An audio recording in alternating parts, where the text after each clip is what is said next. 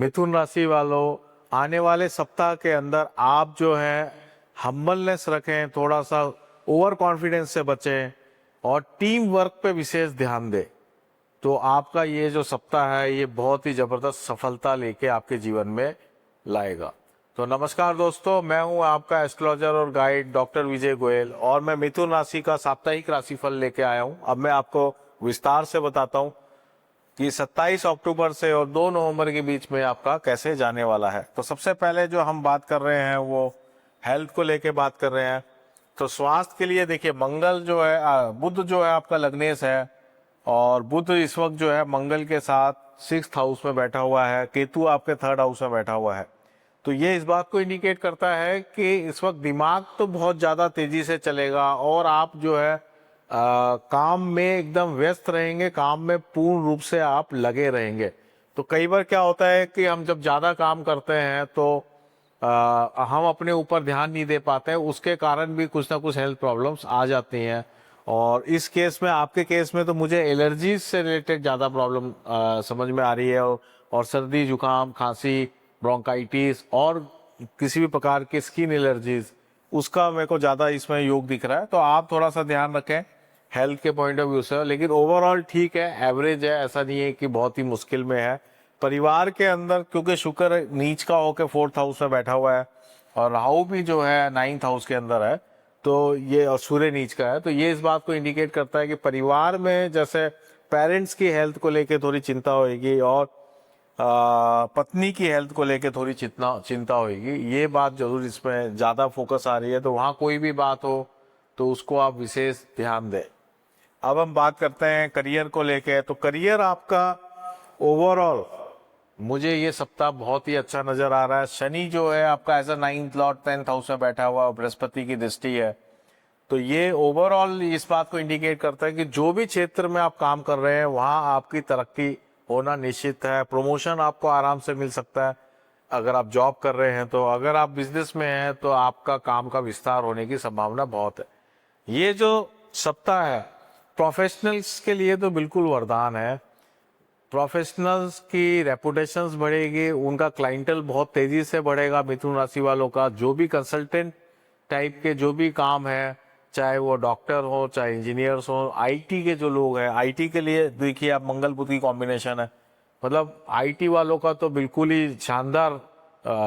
अगर वो लोग इंडिपेंडेंट काम कर रहे हैं, एज ए प्रोफेशनल्स काम कर रहे हैं तो बहुत ही शानदार जाने वाला है। अगर आप जॉब में हैं, आईटी में हैं, तो भी आपके इंटरव्यूज वगैरह बड़े अच्छे होंगे, तो वहाँ आपका सिलेक्शन होने के बहुत स्ट्रॉन्ग चांसेस है। तो करियर पॉइंट ऑफ व्यू से मिथुन राशि वालों का जो सप्ताह है ये एकदम पॉजिटिव है, सकारात्मक है, कोई दिक्कत नहीं है। अब हम वेल्थ को लेके बात कर लेते हैं। तो वेल्थ ओवरऑल खर्चे का ही समय है, कोई ना कोई खर्चा लगा रहेगा। हम अपनी सुख सुविधाओं को लेके खर्चा करेंगे, या कई बार ऐसा भी हो सकता है कि कुछ घर के सामान का नुकसान हो जाए तो उसके लिए हमें रिप्लेसमेंट करना पड़े, कोई पुराना सामान निकाल के नया सामान लाना पड़े। तो उस तरीके से ये खर्चा आ रहा है जो आपके सुख सुविधाओं की तरफ है, या गाड़ी से रिलेटेड आप गाड़ी खरीद सकते हैं या अपने गाड़ी को आप ठीक करवा सकते हैं, उससे रिलेटेड खर्चा इसमें आ रहा है। अब हम बात करते हैं रिलेशंस के लिए। तो रिलेशंस के लिए ये वीक सबसे कमजोर वीक है। तो जहां हमारा करियर के लिए ये वीक बहुत अच्छा है, रिलेशंस के लिए कमजोर है।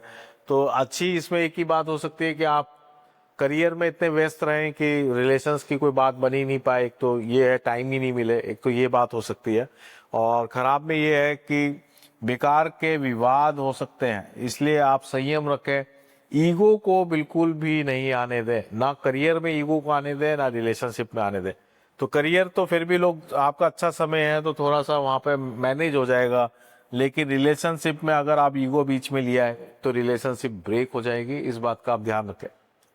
अब मैं बात करना चाहता हूँ स्टूडेंट्स के लिए। तो स्टूडेंट्स के लिए ओवरऑल टाइम अच्छा ही है। सूर्य जो है 5th हाउस में है तो नए नए काम करने की, क्रिएटिविटी का ये योग बनाता है। और मंगल बुध आपके 6th हाउस में है तो कोई भी कंपटीशन में सक्सेस पाने के लिए ये वन ऑफ द बेस्ट योग है, छठे घर का मंगल बुध। तो आप किसी प्रकार का इंटरव्यू दे के सक्सेस चाहते हैं या कोई आप कोई एग्जाम दे रहे हैं तो उसमें आपके बहुत अच्छा सक्सेस का योग बना हुआ है। बृहस्पति आपकी मदद कर रहा है, आपकी कम्युनिकेशन स्किल्स जो है आपको बहुत हेल्प करने वाली है। तो आपके इसलिए इंट्रोड्यूस अच्छे जाएंगे, तो स्टूडेंट्स के लिए वीक अच्छा है। अब हम बात कर लेते हैं स्पिरिचुअल रेमेडी की। तो रेमेडी में मैं सिर्फ यही कहूंगा, सूर्य से रिलेटेड ही रेमेडी करें आप। सूर्य नीच का हो रहा है और सूर्य जिस राशि में बैठा है तुला राशि में, तो शुक्र भी इसमें नीच का है, तुला का जो स्वामी शुक्र है वो भी नीच का है। तो सूर्य को ही स्ट्रॉन्ग करें।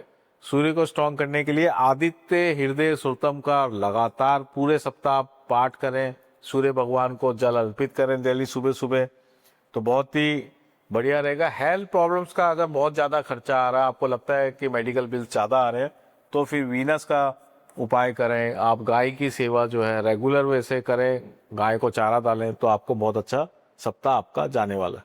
तो दोस्तों ये था साप्ताहिक राशिफल मिथुन राशि वालों के लिए।